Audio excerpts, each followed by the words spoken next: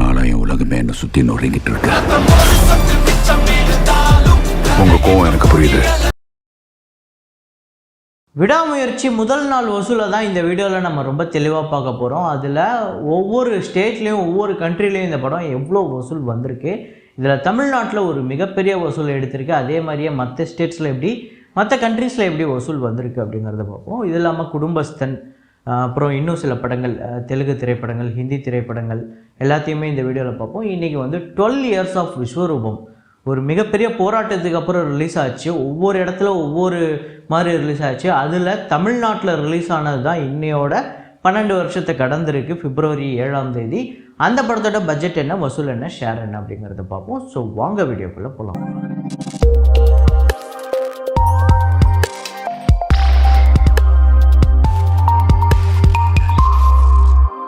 Blue தக்காளி சேனலுக்கு நீங்கள் இதுதான் முதல் தடவை வரீங்க அப்படின்னா நம்ம சேனலை சப்ஸ்கிரைப் பண்ணிக்கோங்க. தொடர்ந்து நிறையா cinema, box office video, cinema update, cinema ரிலேட்டடான நிறையா வீடியோக்கள், சினிமா எக்கச்சக்கமாக பேசுவோம்.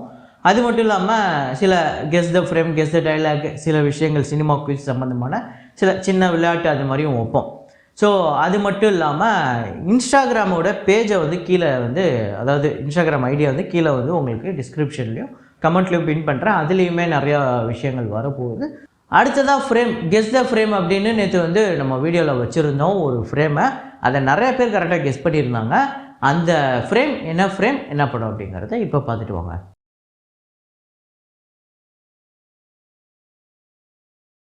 What's the charge? He stole my heart. He stole my little heart, Your Honor. Is it? Yes, Your Honor. ஆமாங்க, வாலி தான். அதில் ஏப்ரல் மாதத்தில் அப்படிங்கிற ஒரு பாட்டு, அந்த பாட்டில் வரக்கூடிய ஃப்ரேம் தான். அதை கரெக்டாக கெஸ் பண்ண முதல் 5 பேர் யார் அப்படின்னு பார்த்தீங்கன்னா சிவராம் பிரபு, ஷேக் முகமது ஷேக், கிரண் கே, அப்புறம் நிஷால் அப்படிங்கிறவங்க, பரமேஸ்வரன். இந்த 5 பேர் தான் முதல்ல கரெக்டாக கெஸ் பண்ணியிருக்காங்க. இன்றைக்கி ஒரு ஃப்ரேம் ஒன்று வச்சுருக்கேன். அது என்ன ஃப்ரேம், என்ன படம் அப்படிங்கிறத கெஸ் பண்ணுங்கள்.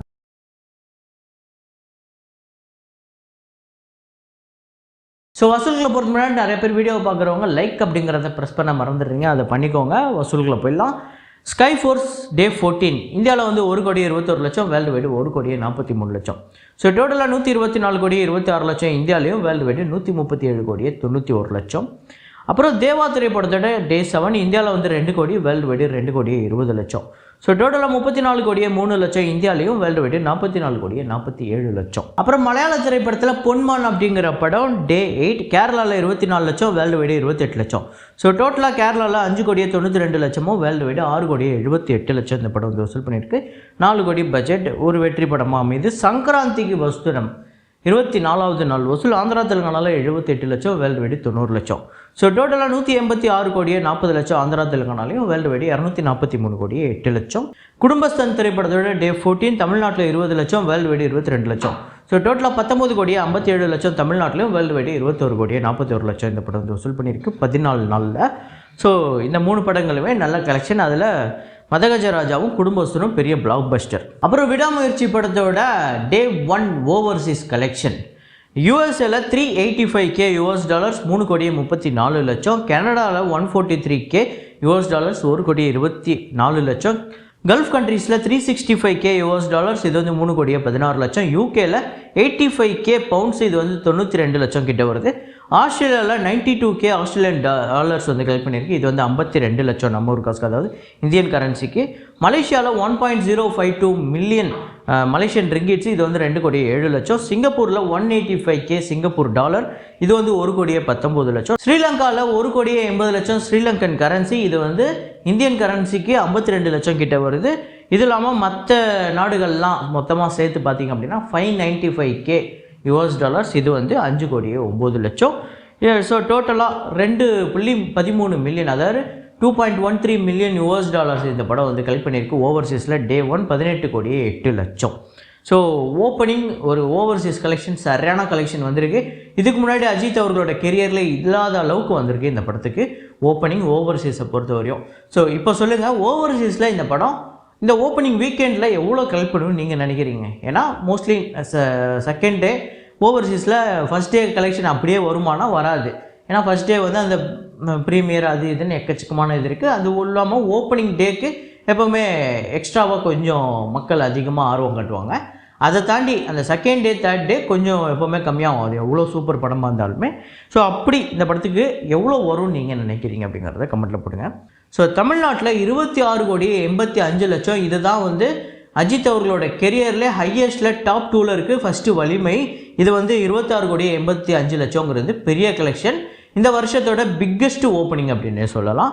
ஸோ இந்த ஓப்பனிங் வேறு எந்த படத்துக்கு வரும் அப்படிங்கிறது தெரியல. மேபி இதுக்கப்புறம் ரஜினி படமோ இல்லை கமல் படமோ விஜய் படமோ அவங்க படம் வரும்போது இதை முறியடிக்கலாம், இல்லை இதுக்கிட்ட வரலாம். ஆந்திரா தெலுங்கானாவில் 1,30,00,000 35,00,000, கர்நாடகாவில் 4,25,00,000, கேரளாவில் 75,00,000, ரெஸ்ட் ஆஃப் இந்தியாவில் 50,00,000, ஓவர்சீஸில் 18,08,00,000, வேர்ல்டு வைடு 51,78,00,000.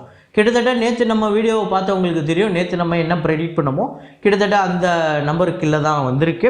ஸோ ஒரு நல்ல ஓப்பனிங், சூப்பரான கலெக்ஷன் வந்திருக்கு, பெரிய ஓப்பனிங் அப்படின்னு தான் சொல்ல முடியும். பட்ஜெட் 180 கோடி, 90 கோடிக்கு மேலே தேட்டர்கள் ரைட்ஸ் போயிருக்கு அப்படின்னு சொல்கிறாங்க. ஸோ அப்படின்னா இதுதான் வந்து ஹையஸ்ட்டு பட்ஜெட் அஜித் அவர்களோட கெரியர்லேயே அப்படின்னு நம்ம சொல்லலாம். அதை தாண்டி இந்த படம் ஆந்திரா தெலுங்கானாலேயும் கேரளாலேயும் ரெஸ்ட் ஆஃப் இந்தியாலையும் ரொம்ப சுமாராக தான் போயிருக்கு, ஓகே அப்படிங்கிற ஒரு ரகம் தான் இருக்குது. ஆனால் ஓவர்சீஸில் இது ஒரு பிக்கெஸ்ட்டு இன் அஜித் அவர்களோட கெரியர்லேயே. அதே மாதிரியே கர்நாடகாலேயுமே ஒரு சூப்பரான ஓப்பனிங் வந்திருக்கு. ஸோ செகண்ட் டே தமிழ்நாட்டில் இந்த படம் எப்படி போக போகுது, அதே மாதிரியே மற்ற ஸ்டேட்ஸில் எப்படி போக போகுது, ஓவர்சீஸில் எப்படி போக போகுது அப்படிங்கிறத பொறுத்து இருந்து பார்ப்போம். அது மட்டும் இல்லாமல் இது ஒரு ட்ரேடு நம்பர் தான், ப்ரொடியூசர் அஃபிஷியலாக போடுவாங்கள்ல, அந்த நம்பரோட மேட்ச் ஆகலாம் ஆகாமலும் போகலாம். அது கொஞ்சம் அதிகமாக இருக்கும் பட்சத்தில் உங்களில் சில பேர் ஏண்டா நீ அஜித் படத்துக்கு மட்டும் கம்மியாக போட்டியா அப்படின்னு சில பேர் நம்மளை திட்டலாம். அது கிடையாது. இது உங்களுக்கு குறிப்பிட்டு ஒரு விஷயம் சொல்லணும்னா, கோட்டு திரைப்படத்தோட டே 1 கலெக்ஷன் அஃபிஷியலாக 126ன்னு போடும்போது நம்ம 100 crore தான் போட்டிருந்தோம். அதே மாதிரி தான் நிறையா படங்களுக்கு அமைஞ்சிருக்கு. அது சில படங்களுக்கு மேட்ச் ஆகும், சில படங்களுக்கு மேட்ச் ஆகாது. சில படத்துக்கு டே 1ல் மேட்ச் ஆகாது, சில படத்துக்கு டே 7 டே 8ல் மேட்ச் ஆகும். ஸோ அந்த மாதிரி விடாமுயற்சிக்கு அவங்க அஃபிஷியலாக போடுறாங்களா போடலையான்னு தெரில. இருந்தாலும் உங்களுக்கு அந்த ஒரு சின்ன டிஸ்க்ளைமரை மட்டும் நான் உங்ககிட்ட சொல்லணும்னு நினச்சேன். விடாமுயற்சி டே 1 கலெக்ஷன் சூப்பரான கலெக்ஷன் வந்திருக்கு. ஸோ ஓப்பனிங் வீக்கெண்ட் எவ்வளோ வரும் நீங்கள் நினைக்கிறீங்க அப்படிங்கிறத கமெண்ட்டில் போடுங்க. அதுக்கடுத்ததான் 12 இயர்ஸ் ஆஃப் விஸ்வரூபம், உலகநாயகன் கமல்ஹாசன் அவர்களோட டைரக்ஷன்லேயே அவரோட நடிப்புலேயே வந்த ஒரு படம். ஒரு மாதிரி வேறு ஒரு விஷயம் பண்ணி விட்டுச்சு. என்னென்னா இந்த படம் தமிழ்நாட்டில் லேட்டாக வந்து ரிலீஸ் ஆச்சு, மற்ற இடத்துலலாம் பெரிய அளவில் ரிலீஸ் ஆச்சு முன்னாடியே. அதாவது ஜனவரி 25 இந்த படம் ரிலீஸ் ஆச்சுன்னு நினைக்கிறேன் மற்ற ஸ்டேட்டில் மற்ற கண்ட்ரீஸ்லலாம். இங்கே தமிழ்நாட்டில் இருந்துக்கிட்டு ரிலீஸ் ஆகலை படம் அப்படிங்கிறதுனால டே 1 டே 2லாம் கேரளாவுக்கு போய் பார்த்துட்டு வந்த ஆட்கள்லாம் நான் பார்த்துருக்கேன். அதெல்லாம் வந்து உண்மையிலே அந்த சமயத்தில் பெரிய விஷயம். அது மட்டும் இல்லாமல் இந்த படம் அந்த 26 27லேயே பைரசியிலே வந்துடுச்சு. ஆனாலும் இந்த படம் தமிழ்நாட்டில் வந்ததுக்கப்புறம் தமிழ்நாட்டில் தேட்டரிகளாக ஒரு பெரிய ஹிட்டாகவும் ஆச்சு. இந்த படத்தோட பட்ஜெட் பார்த்திங்க அப்படின்னா 95 கோடி. அதாவது அவர் சம்பாரித்த மொத்த காசையும் ஒரு படத்தில் போடுறாரு. அந்த படம் ரிலீஸ் ஆகக்கூடாதுன்னு சொல்லி ஒரு பக்கம் பெரிய போராட்டம் பண்ணிகிட்டு இருக்காங்க. அப்படி என்ன இதில் ஏதாவது பிரச்சனை இருக்கானா? அது இல்லை, அது ஒரு அரசியல் ரீதியாக சில விஷயங்கள் நடந்தது, அதை நம்ம இப்போ பேசக்கூடாது.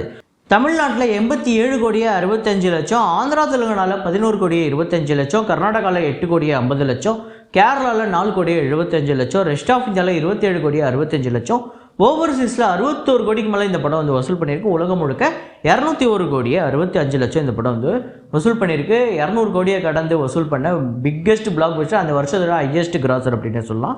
பட்ஜெட் 95 கோடி, தேட்டரிகள் ரெஸ்ட் 70 கோடிக்கு போயிருக்கு. 114 கோடி கிட்டே இந்த படத்துக்கு தேட்டரிகள் ஷேர் வந்தது, டிஸ்ட்ரிபியூட்டர் ஷேரு. ஒரு சரியான ஹிட்டு, சூப்பர் ஹிட் திரைப்படம். அதாவது ஒரு படம் வேறு ஸ்டேட்டில் முன்னாடியே 2 வாரத்துக்கு முன்னாடியே ரிலீஸ் ஆகி அங்கே பட்டையை கிளப்பிட்டு அதுக்கப்புறம் லேட்டாக ரிலீஸ் ஆகி எங்கேயுமே பெரிய கலெக்ஷன் எடுத்திருக்கு அப்படின்னா பார்த்துக்கோங்க அந்த படம் எப்படிப்பட்ட ஒரு படம். உண்மையிலே ஃபில்ம் மேக்கிங்காக பற்றி பேசணுன்னா இந்த படத்தில் எக்கச்சக்கமான விஷயங்கள் இருக்குது. ஸோ அதை இன்னொரு வீடியோவில் நம்ம தெளிவாக பேசுவோம். ஸோ இதே மாதிரி ஒரு வீடியோவில் இதே மாதிரி கலெக்ஷன் ரிப்போர்ட்டில் மீண்டும் நான் உங்களை சந்திக்கிறேன். Signing off.